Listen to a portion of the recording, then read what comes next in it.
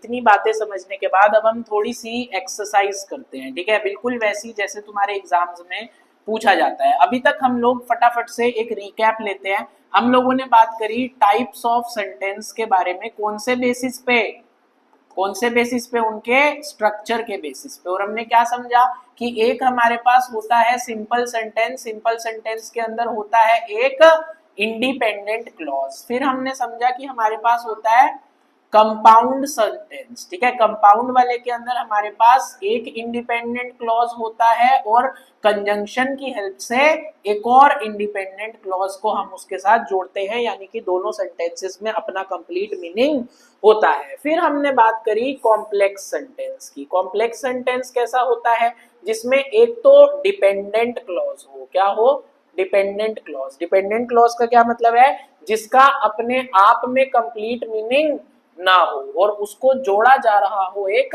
Independent clause के साथ, और इंडिपेंडेंट क्लॉज की हेल्प से, इंडिपेंडेंट क्लॉज की हेल्प से मीनिंग कंप्लीट हो रहा हो डिपेंडेंट क्लॉज का, ठीक है।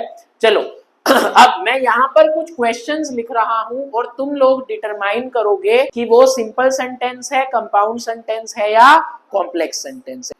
हाँ चलो एक एक करके हम इन सवालों को डिस्कस करते हैं और हमारे को डिटरमाइन करना है, सब लोग साथ में करने की कोशिश करेंगे कि कौन सा सिंपल है, कौन सा कंपाउंड है और कौन सा कॉम्प्लेक्स है। सबसे पहले पहला देखेंगे, I have a book which is very good. कोई बताना चाहेगा क्या है? हाँ बोलो जी देवांश। क्या है? सिंपल है। कॉम्प्लेक्स है, कैसे? Very good. यहां पर हमारे पास है आई हैव अ बुक। ये जो आई हैव अ बुक है ये क्या है? एक इंडिपेंडेंट क्लॉज अपने आप में। पर हमारे पास एक और चीज है विच इज वेरी गुड। आप मुझे बताओ ये विच इज वेरी गुड का अपने आप में कोई मतलब है? कोई मतलब नहीं है, इसको कोई और चाहिए अपना मीनिंग पूरा करने के लिए, ठीक है। तो विच इज वेरी गुड क्या है? ये है हमारा डीसी। डीसी का क्या मतलब है? डिपेंडेंट क्लॉज, ठीक है। और आई हैव अ बुक क्या है हमारा? Independent clause. तो इस वजह से ये सेंटेंस क्या हुआ? Complex sentence. कैसा सेंटेंस है ये? कॉम्प्लेक्स सेंटेंस, ठीक है। अगला देखेंगे, अगला, Sanjeev was waiting for Mohan. Compound. इसको कहां से तोड़ा है इसको, सेंटेंस को, ठीक है। इसमें एक ही सब्जेक्ट है, एक ही वर्ब है और एक ही ऑब्जेक्ट है। हाँ वर्ब तुम बोलोगे कि एक तो नहीं है वॉज वेटिंग, अरे ये हेल्पिंग वर्ब है और ये मेन वर्ब है, ठीक है। और संजीव हमारा सब्जेक्ट है, मोहन, फॉर मोहन जो है वो हमारा ऑब्जेक्ट है। बात समझ में आई? तो ये क्या हुआ?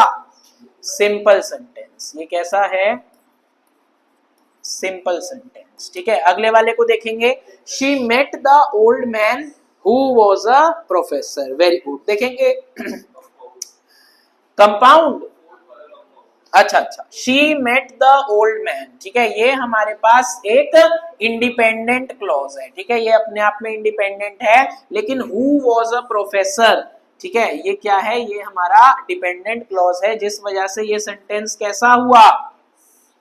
कॉम्प्लेक्स, ठीक है, कॉम्प्लेक्स। अगला देखेंगे, if it rained I would cancel the class. क्या कहा आपने? कंपाउंड। और कोई? कॉम्प्लेक्स सेंटेंस है बाबू। देखेंगे जरा, ये जो इफ इट रेन्ड है, ये जो इफ इट रेन्ड है, इसका अपने आप में हाँ कोई मतलब नहीं है, ठीक है, इसको कोई और चाहिए। तो ये क्या है? ये डिपेंडेंट क्लॉज है। ये क्या है? डिपेंडेंट क्लॉज है, ठीक है। I would cancel the class जो है, हाँ ये इंडिपेंडेंट क्लॉज है। तो ये फिर से क्या हुआ? कॉम्प्लेक्स, ठीक है। इसी तरीके से और एक दो क्वेश्चन देखेंगे। एक हमारे पास है, Ram helped Shyam and he thanked him. Compound, ठीक है, क्योंकि यहाँ पर एक तो है हमारे पास राम हेल्प्ड श्याम, एक है ही थैंक्ड हिम, ठीक है। तो और ये दोनों अपने आप में इंडिपेंडेंट क्लॉजेस हैं, तो ये क्या हुआ?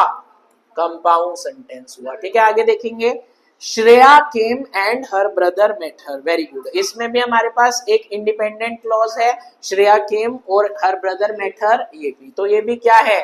कंपाउंड, ठीक है। तो ऐसे से क्वेश्चंस तुम्हारे को अपने एग्जाम्स में देखने को मिलेंगे। ठीक है, जब भी तुम दोगे जो भी यूनिवर्सिटी एंट्रेंसेस, उसमें तुम्हारे को देखने को मिलेंगे जिसमें तुम्हें आइडेंटिफाई करना होगा कि सेंटेंस सिंपल है, कंपाउंड है या कॉम्प्लेक्स है। ठीक है,